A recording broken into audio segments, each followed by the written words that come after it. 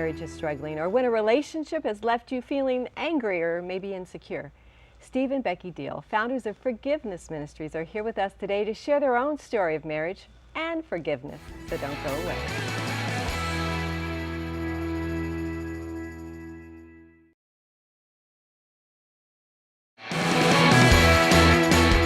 Welcome back. Steve and Becky Deal have been in ministry for over 40 years and are here with us to share their story of marriage and forgiveness. And I'm so glad you both are here. Thank you, Debbie. We're glad to be here too. And just to mention, on an interaction basis with you two, you are funny. Well, good. Your You should see our real life. It's really funny. So how long have you been married? I'll answer this one because I know it. Well, I know it too. We've been married for 34 years, and we have had 6 kids, and we now have 3 grandchildren and another one on the way. So it's been a long, fun ride, actually. Wow. Yeah. I've been married 34 and a half years and 2 girls, no grandchildren.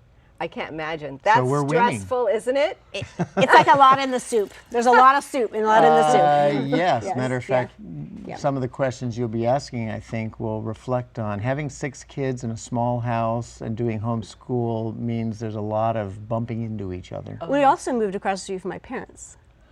So that's another fun ride that we got to take together, which we love it now. It's just a little. Everybody took a little while to get used to the whole thing, but it's a really fun journey. Lots at once. Well, tell us about your love story. Tell us about how you met. And Okay, I'll let you start. Well, we met in high school, actually, and I'm 2 years older. I think we met at the end of my junior year, so she was a freshman. We had mutual friends. It was the following year that we got to know each other better, and she invited me to Campus Life. Yes. I thought I was a Christian at the time. Good I one. wasn't. Yes. All right. I found some good fabric to work with. I thought I was a Christian at the time, but didn't really know what a Christian was other than a churchgoer. So I was a churchgoer at the time. Okay. And then she invited me to her church, and at the beginning, because she didn't drive, our dating was I picked her up and drove her to church every Sunday. Well, we picked his girlfriend at first, Yeah. and then he picked me up. Excuse me. Yes. And then we went and picked him up. Then he came and picked up me. We were really good friends, but I dated other people, and he dated other people. We didn't actually get together till after high school. So we were really good friends, actually. We actually were best friends for 2 years, and then my dad was transferred to Texas. I moved to Texas, came back 2.5 years later, and within 2 months we were engaged, and a year later we were married. Yeah. So we got to know each other really well before we actually got involved in the romance part of it. Which has got to be helpful. Yes. Oh, yes. What were your expectations going into marriage? Yeah. Well, for me, and I've said this many times to her, I always thought about marriage as being one long, wonderful date. I never thought of it. I never thought of it that way. You know, just going out together, having fun together, and not having to say goodbye at the end of the night. And so I was looking forward to marriage being this fun date. Yeah. And which explains why he got frustrated at a certain part in the middle of the 6 kids and all that stuff, when you know. children started coming. Yeah. Especially after one, you probably huge adjustment. Yeah. Well, and I always thought that, you know, the marriage and the wedding was like the beginning. Like that was like the pinnacle. And then you just kind of held on to that and tried to make it through the end kind of thing. I think that my pattern of what I saw in marriages was I didn't see them getting better. I saw them kind of slowly declining. And I was kind of afraid of that. So my whole thing was, let's keep this alive. Let's do it, you know, kind of thing. So I was always kind of in the back of my mind worried that this was all going to go away. So which perpetuated some problems in the end. Oh, and actually. then he's on one long date, so you Right. can't really date with 1 kid, then 2, then 3, and then 4. I mean, Right. the dates kind of go pretty fast. That's right. But I did have a different attitude. It took me about a year to figure out she was trying to hold on to that honeymoon feeling, thinking it might be the best in the marriage. And I was thinking that marriage was a lot more like learning a musical instrument. You're not going to play it the best you can in the first week or month or year. No. You're just going to get better and better and better over time. So as our relationship changed a little, it didn't threaten me, but it terribly threatened her because she thought she was losing something we'd never get back. Yeah. Wow. Yeah. So your past really plays a big part Yeah. in how you see your future and how you see your relationships. So if he's looking forward to the future and it's getting better, and you're trying to hold on, what was the conflict? What came about that? I'm guessing you got frustrated. I got frustrated and I got more and more kind of depressed, actually. Because I was a person who didn't really feel like I could become angry, and I think it was just because of my Holding it background, in? holding it in, and I didn't realize I was angry, but I didn't realize why. I was actually more depressed than anything else. Okay. And so I wouldn't admit where I was wrong in any form because I didn't want to disrupt the perfectness that was going on. And so what happened is that we all knew in the middle of an argument that I was wrong, but I couldn't even admit where I was wrong because I was feeling like it would be held against me and it would be looking like our marriage is falling, all this kind of stuff. So it just became this big kind of. Okay, so tell me one of the first disputes that seemed like you guys weren't going to make it through. Can you remember? No, It's because like a long there time were a ago. lot. I think They were stupid little things. they were the There's a 12 lot of little o'clock to things. 2 in the morning where the husband wants to go to sleep and she says, no, we're not going to sleep until we resolve this. And we're not even we're not even arguing about the initial dispute. We're arguing about how we're arguing, Yeah. that we can't work it out. And what I learned was I needed to confess my sin or my error to her no matter how small it was compared to hers. If she was 90% wrong and I felt I was 10% wrong, I found that if I started admitting my 10%, it made all the difference in the world. She couldn't yet, it still took a couple years for her to admit her 90%, but it changed the whole tone of the conversation. And it felt right to me. I mean, I knew I had been a Christian for many years at that time and was in ministry, and I knew that I needed to forgive her no matter what she did. Wow. And I needed to love her no matter what she did. So I started doing that. And she experienced it as, how did that impact you? Well, first of all, you may not have been 90%. You No, may not no, have I'm been. just using Okay, that as I an just wanted example. to make sure. No, we could do a real Sometimes forgiveness I thing was right now, 90%. actually, about that whole situation. Before we get to the resolution, Yeah. how far did you go with this? We got Not 20 real far. seconds left in this segment. Yeah, not How- really far with that. I just started started to find a growing safe apart? environment. No, he created a safe environment for that area. We had a lot of areas because we brought baggage into the marriage, and we Right. didn't even understand what that was. Okay, and you've So at got that kids point- at this point too? No, Not yet? Not Okay. yet. Just coming up. All right, so then you're just experiencing the beginning of the Yes. The conflict. beginning Right. of the conflict. Just starting to realize that there is conflict. Gosh, ooh. More with Steve and Becky when we return, so don't go away.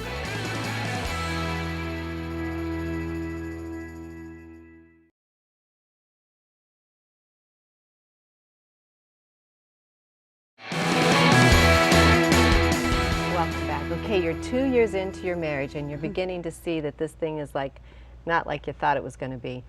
And then you invite kids into the situation. Wow, what happened? I don't know if it's as much what happened as it's what would continue to happen, if you know what I mean. Like Steve was very smart, and I so appreciated who he was as a person. But as far as relationally as a woman, I was just kind of like, when you come home, say, how are you, or something, you know, because I would been living, you know, with the kids and now and this kind of thing. And so I was needing more of the relationship pieces, realizing I didn't have that, was underdeveloped in his area. And I was underdeveloped in another area. So we both had areas that we weren't really giving in the marriage that was so needed. And we didn't even understand why those things were not developed. And so it started to create more of a kind of a depression in me because I felt alone and I felt like things weren't working. And I couldn't figure out why they weren't working. And Did you he had feel some like of you his could own discuss issues. anything with him, or did you feel like if you did it affected Yes, him? at And 2 you had to- a.m., yes. Well, there you go. Right. Did that's you the only time we ever had. discuss anything like Yeah. earlier than 2 a.m.? Yes. No. We would try to discuss things, but I think what was happening, and I think this happens in all marriages, think is so when too. people get married, we Yes. carry into our relationships all the baggage, all the brokenness, all the injuries, all the prejudices, everything we've become up to that point, we bring into our marriage. And a lot of people think getting married is somehow going to fix everything. Right. And getting married doesn't fix anything. What being married now does is allow the best of you to come out, but it also allows the worst of you to come out. And so those first couple years, we were, even though we had become best friends, even though we had been engaged for a year, living together was a different dynamic, and the real us was starting to show through. And the real me was someone who was emotionally shut down, who was very independent. So if she didn't treat me the way I wanted to be treated, I would withdraw from her. And she would chase me. She'd try to reason me back into being I loving. so Yeah. know someone Yeah. in this Yes. circumstance. Yeah. So keep talking, Yeah, you two. and so what happened was when he would retreat, I would Yeah. get more depressed and more Yeah. feeling like he's Yeah. pulling away from the marriage. Yeah. And the beginning And of the what I marriage said, is going marriage going down. downhill, This isn't going to yeah. work, So it became more and more anxiety in me, and so then I decided to, well, if I'm just independent. So I started to pull away. Yeah. He started to feel that, and that made him angry and frustrated. So So I think he that didn't happens in a lot want- of marriages. He didn't want to be close, No, I but wanted he a didn't want her to one-long- pull away either. Yeah. I You was just wanted her pulling to- away because it was the way I handled pain. Yeah, yeah. Yeah. But I still wanted my marriage to be one long date. You wanted her to be exactly the way she was when you met her. Yeah. Usually. Yeah. Yeah, and we don't realize that too, that our journey and how we hear things and the screen door that we're used to hearing things through. Right. Now he's saying them and I'm hearing him like some people in my past, and I'm not giving him even the credit, but he's saying, oh, what did you do all day? I'm thinking, oh, he's thinking I didn't do anything all day.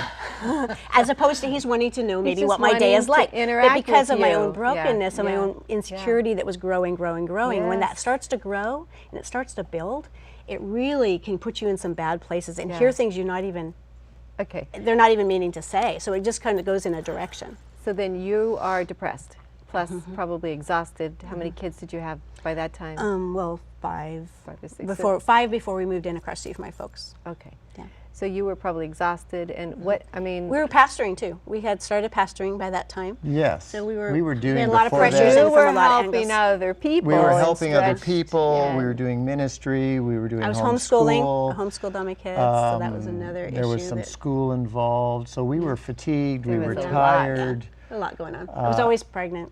And I was finding myself, the symptom for me is I was finding myself increasingly irritated with Becky. And I think the whole forgiveness journey for us took a big step forward as I realized when I was honest with myself, I am irritated about her over a lot of little things. Now, they were Yeah. little sins, but they're little things. Yeah. And I could tell I was becoming that way because I'd have these imaginary conversations with Becky. Now, when I was a younger husband, I would actually say what I was thinking, and then we'd have one of those late night Right, arguments. So I learned to be quiet, but that didn't fix any problems. Being quiet didn't solve No. anything. So I'd have these conversations in my head, and they'd always start with, how come you never, and when are you going to start, and why don't you stop? And they were always Probably out of, good to have had those in your head, by the way. Yes, Just that's the saying, point. you know. Yeah. But we knew they But- were there. We could see them leaking through. They were. She could see it. I thought I was managing it all well. She could see it leaking through. Right. It was affecting the kids. It was affecting my ministry because it was who I was at Yeah, that time. yeah, I was an angry, hurt person. And these conversations got longer and more frequent. At the end of 2 years, Debbie, I worked on, I knew that forgiving her had something to do with the solution. So I worked on forgiving her for 2 years.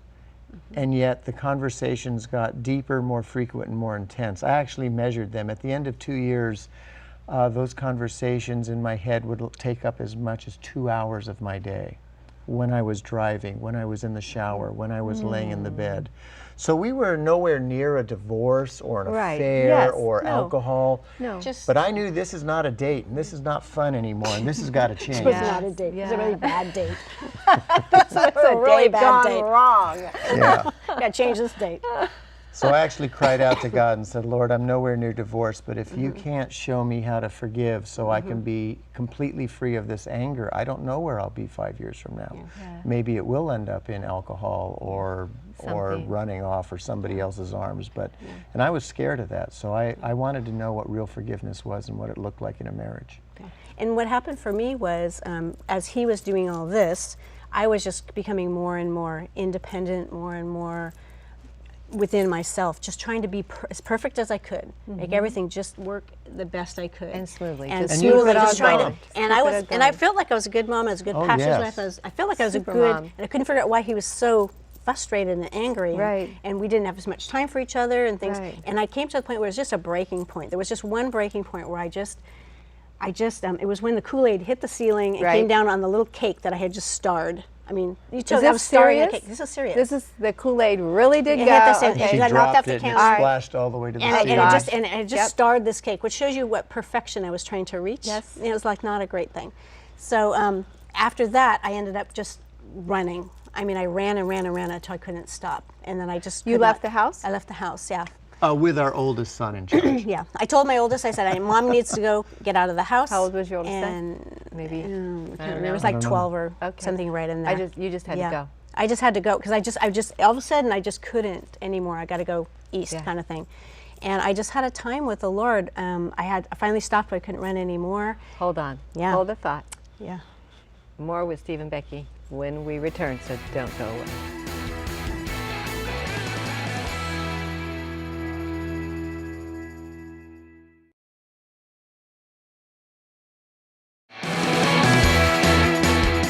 Welcome back.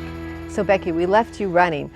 I was running like Forrest Gump. It was really bad. I just didn't even know why I was running. I was just so overwhelmed. Yes. And it's because I'd been hiding that anger under the depression Yeah. piece. Yeah. And when I finally stopped, I sat down on the edge of the creek and there was these trees blowing and I was just really irritated and there was all these leaves blowing on me and I realized, I just kind of almost cried out to God and said, why is this happening? I feel like these leaves I'm falling apart like this tree.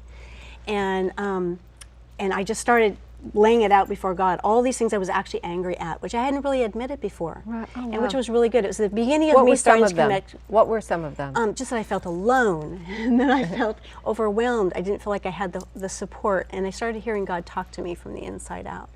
And at that point, I just, I told God, I said, oh, why can't I be like that tree over here? Because I was still thinking, if I was strong enough, I could make this happen. Yeah. I was still doing it on my own. And I said, if I was just like this tree over here, it was like a Monterey pine that was so strong. And I heard God say, you don't want to be like that tree. That tree can't feel me. It can't feel me at all. You want to be like this tree over here you haven't been listening to me and feeling my presence. That's why you feel alone. Yeah. All the stuff that you've gone through and some abusive things and some stuff that I've gone through my life, abandonment issues, all of these things were piled up now into this one event in my heart. Yeah. And God says, I really want to connect with you emotionally.